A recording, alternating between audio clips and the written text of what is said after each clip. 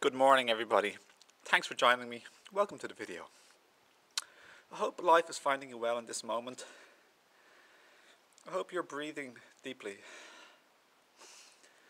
And in gratitude and appreciation for the things in your life and the people in your life, and for the things in your life and the money in your life. And I hope you're also being real with yourself and how your emotions, if there's anything bugging you, or if you're annoyed or upset or anything like that, that you're not playing some avoidance game, that you're being real and honest with yourself, and allowing yourself to gently and allowing yourself to feel any emotions that you may be going through. Temporary clouds passing through the sky of your experience, coming and going. You know, so many people, they're fakers. Well, not they are fakers, but they're faking life. They're faking things. They're people pleasers. They're pretending. They're not being themselves at all. You know, some people naturally like to dance. Some people are naturally a little bit more jocular, jovial, jubilant, jolly, silly. Some people are more playful, a bit silly. Some people are more serious. Some people are more jokey. Some people are quieter. Some people like painting. But the thing is, because of society, everyone is like faking and not really following their passions, not being true to themselves, not saying how they truly feel, what they truly think. I saw a Facebook post yesterday, Thanksgiving dinner. I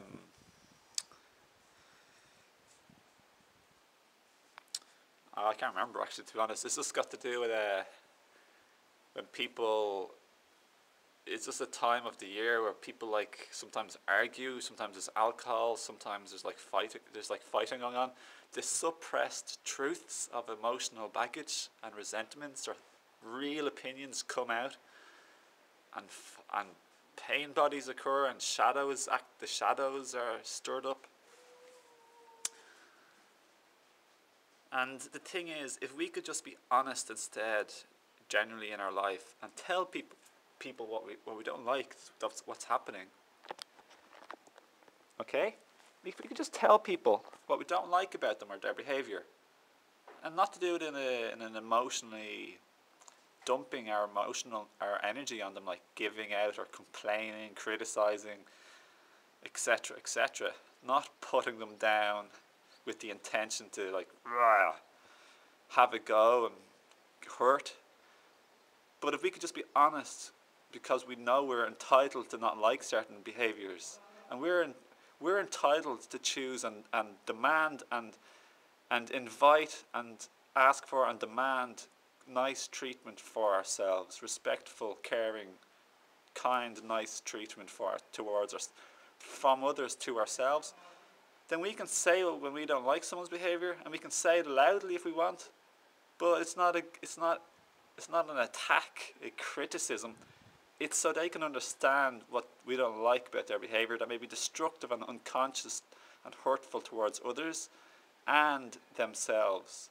So it's an instructional, helpful, loving act to point out a behaviour of someone else. Okay, like I saw the example on Tobias Lars' video again, which is he didn't plan on talking about any of this stuff in this video. I just planned on talking about my juice, or silly stuff actually, a whole lot of silly stuff. It's funny, so another video I made a few days ago, I was like, oh, ha ha ha, I made this video. I was planning on making a serious video, but I made this video instead, and it's just me jumping around the room to music for 20 seconds or something. But now I was going to make a silly video and make a serious video instead.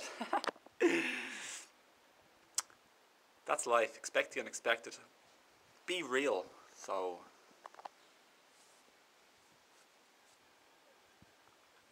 Yeah, like Tobias said, like at the dinner, you could say, you know, Mum, I've resented you treating me this way for so long, and then this is the truth. You have a resentment, and like you feel like you're being bullied or mistreated, and usually when you say this to somebody, usually they'll spring on the defensive. Their ego is like threatened or hurt, and they're like, "What? How dare you? What do you mean? I'm not doing this to you. You're doing this to me."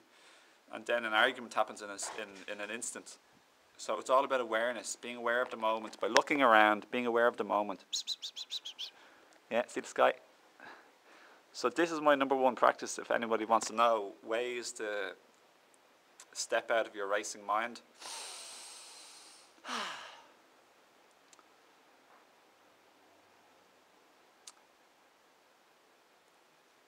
If you want to step out of your racing mind, use your eyesight. Look around the place. Observe some of God's creations. Or observe some of humans' creations, like a building or whatever. Check out the sky. Some people go to like man-made spectacles, like fireworks shows, and I don't mind fireworks shows. But you know, God has a fireworks show on every minute of the day. Look at the plant or the flower. These things go unnoticed to your misery. Only joking, but not to your joyfulness. You're missing out on some joy, which is okay. You don't have to strive. I'm not talking about striving or forcing or judging yourself.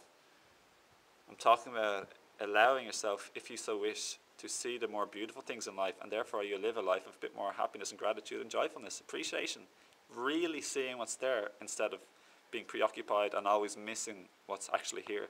And what's here is often actually quite nice, just like simple stuff that God made, you know, creation, source made. Namaste. So getting back, my dear pumpkins, dear friends of the family of the earth, being real is like so important. We can tell people as well as to help them, but we get real with ourselves and how we're feeling, and get real with other people, so we can express what's within us instead of suppressing it and feeling bogged down and letting a big pressure cooker boil and pressure within us. We can tell people not only what we don't like about their behavior, but what we love about their behavior, we love about them.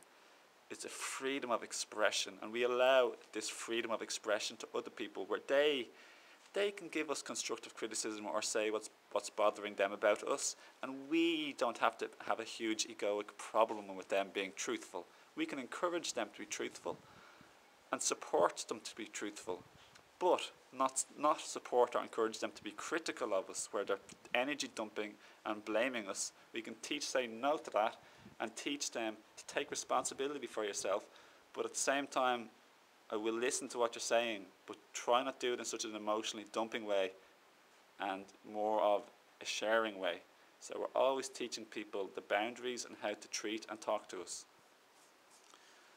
But encourage freedom of expression of other people. We don't want other people to be pressurizing huge emotions within themselves, that maybe they're going to end up drinking, doing drugs, self-hurting themselves, all sorts of stuff as a destructive way of coping and dealing with their hurts. So gifts from God to express, which are beautiful ways, are laughing. Laughing is extremely therapeutic. Crying, amazingly beautiful therapy, which men can do in public all they like. Just being real here.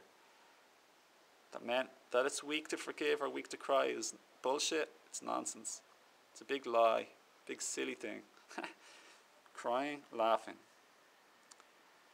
Physical body movement, vigorous body movement, running, press-ups, dancing. Any of these things can express an energy within us.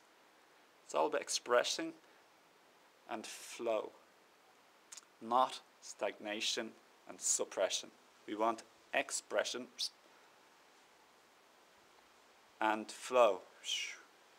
And with money and abundance, we have to give in order to receive. We have to spread and share our money and our love and our compliments and our gratitude in order to receive ever increasing amounts of abundance.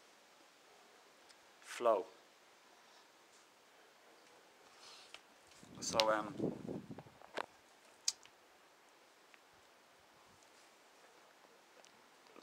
So being real. You're allowed to say no. You're entitled to say no. You're entitled to love yourself. You're entitled to not be interested in partying. You're entitled to not be interested in smoking or drinking. You're entitled to be not interested in films or or modern media or anything. But I do not think you're entitled to hurt people. So that's where I draw the line. You're not entitled to be abusive and destructive and hurting everybody. But you're entitled to be real and to express yourself. I have a video playlist on emotions and past and healing from past hurts on my channel wall, right here. You're so welcome to have a look. It can help you and share it onto your loved ones if you wish. And I have a playlist on my channel wall here, if you click on my name, about people, communication and empowered relationships. So check that out too. I have a fair few videos there in those two playlists, as well as many other playlists. How to have more compassion, empathy and open our hearts. And stuff about the ego playlist. A playlist about resistance, surrender and acceptance. Attachment. Then another one about attachment, spirituality, wisdom and self-growth. Have a load of stuff. A lovely musical playlist with over 100 videos called Music to Raise Your Vibration, Dispel Negativity and Feel Good. So that's a very high vibrational playlist too. So I really encourage you to get real. Do the inner work, do the self-healing, allow yourself to express yourself, to cry. Share your frustrations, share your assumptions and beliefs, share the things you did in your past, expressing the truth. Confessing, so to speak, but not in shame. Living a shameless existence with a heart, not mean existence. A thoughtful, considerate existence. With feeling entitled to be you, allowing you're unique and special and beautiful, and everyone else is unique and special and beautiful, and allow freedom for yourself and others. And do not be controlled, and do not be controlling.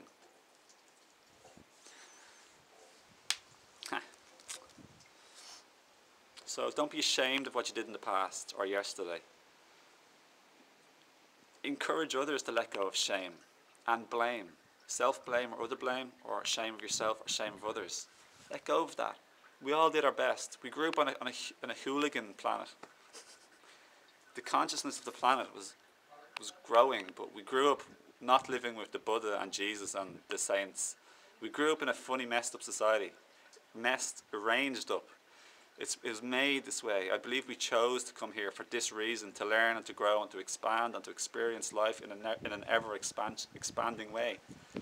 Creating ourselves as God, as source energy, as we raise and expand. So it's okay, so no judgment, but just moving towards new things and new experiences as we learn and grow and expand. We want different experiences.